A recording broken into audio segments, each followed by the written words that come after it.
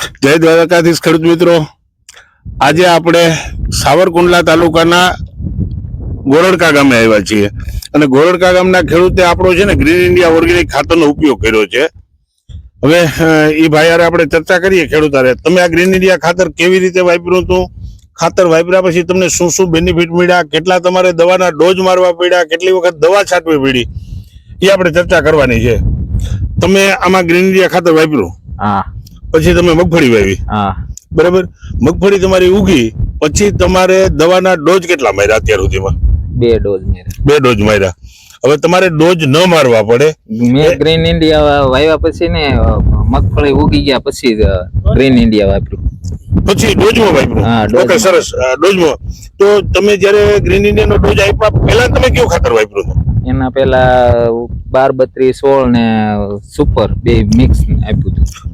પણ એમ નહીં તો પછી 12, 32, 16 ને તમે વાપર્યું છે તો પછી તમારે આગળ ને આગળ રાસાયણિક જ કરવું હતું ને, તો આ ગ્રીન ઇન્ડિયા તમે શું કામ વાપર્યું? મને તો માહિતી મળે એટલે મેં કીધું આપણે ઓર્ગેનિક વાપરીએ. ઓકે, ઓર્ગેનિક તમે વાપર્યું પછી તમને શું ફાયદો દેખાણો? આમ ઘણો ફાયદો દેખાય છે. એટલે શું ફાયદો દેખાણો? જે સિંગ પીળી હતી મટી ગઈ છે. ઓકે.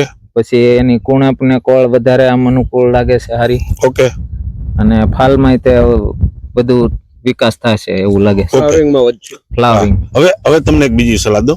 તમારે રાસાયણિક દવા પણ નહીં છાંટવી પડે અને રાસાયણિક ખાતર પણ નહીં નાખવું પડે. રાસાયણિક દવા અને રાસાયણિક ખાતરનું જે રિઝલ્ટ મળે ને એના કરતા દોઢું રિઝલ્ટ. પણ તમારે 10 કિલો ખાતર, 5 કિલા ગોળ પલાળીને એનું દ્રાવણ બનાવવાનું હોય છે. એ દ્રાવણ 50 લીટર પાણીમાં બનાવીને એની સાથે તમારે 27 કે 28 દિવસની તમારે જયારે મગફળી થાય ત્યારે સ્પ્રે ચાલુ કરવાના છે. તમારા પાકમાં કોઈ રોગ હોય કે ના હોય, રોગ જોવાનો નથી કે કોઈ એટેક જોવાનો નથી. તમારે એના 10 દિવસે 10 દિવસે ફુવારા મારવાના છે. એ પંપ, એક પંપનું ખર્ચ છે ને તમને 8 થી 9 રૂપિયાનું આવશે, બરાબર. તમારા પાકમાં કોઈ રોગ નહીં આવે. તમે ગળો કયો છો, અમે એને મહી કહીએ છીએ.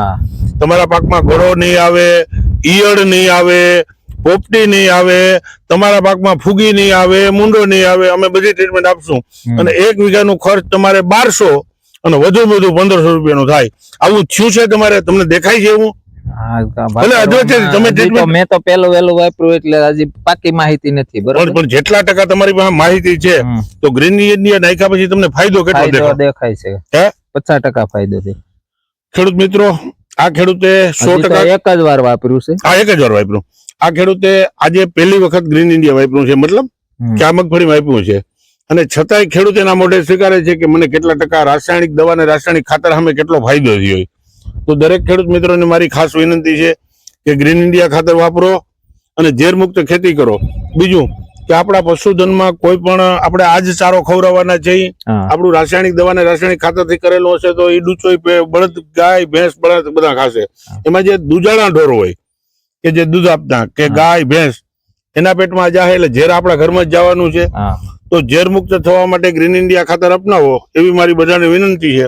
બીજું, ગોરડકા વિસ્તાર અને સાવરકુંડલા ખેડૂતોને કોઈને ગ્રીન ઇન્ડિયા ખાતર મેળવવું હોય તો અમારા ડીલર છે નાજાભાઈ બલદાણિયા. નાજાભાઈ, તમારો મોબાઈલ નંબર બોલો. 787444 ઓકે ખેડૂત મિત્રો, ખાતર મેળવવા માટે નાજાભાઈ નો કોન્ટેક્ટ કરજો. અભિપ્રાય માટે આપણે ખેડૂતનો નંબર એમાં આપશું, ખેડૂતનો કોન્ટેક્ટ કરજો. તમારો મોબાઈલ નંબર બોલો. 63 543 82 800. ઓકે.